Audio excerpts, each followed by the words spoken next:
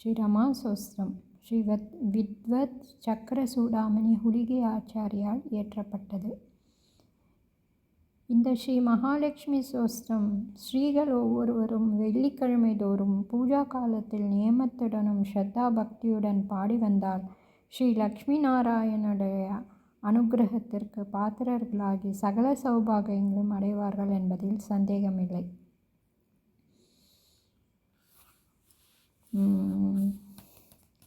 जय कोल्लापुरनिलये भजतीष्टेतरविलये तव पादौ हृदि कलये रत्नरजितवलये जय जय सागरजाते गुरुकरुणामयि बीदे जगदम्बापि दह्याते जीवति तव पोदे जय जय सागरसदना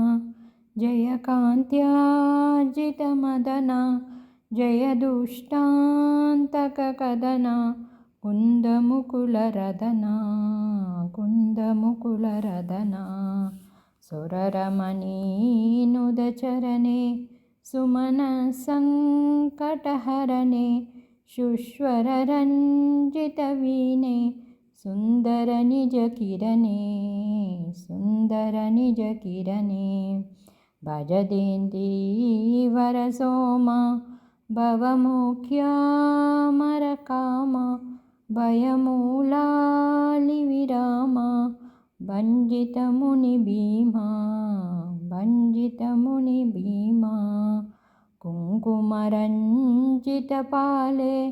कुञ्जरपान्दवलोले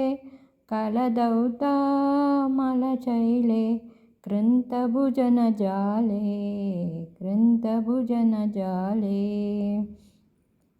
धृतकरुणारसपूरे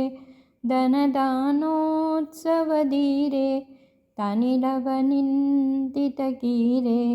धीरे धनुजदारे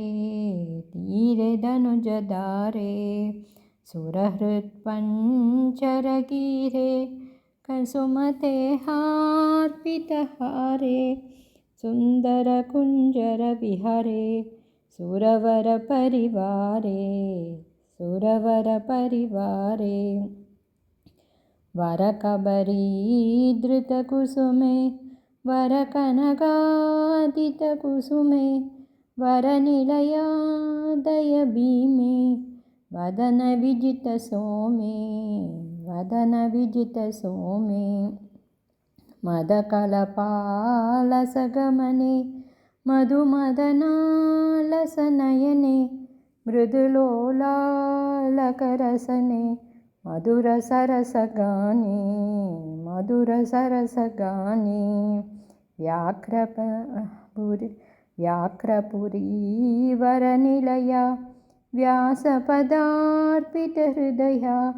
गुरुकरुणामयि सदये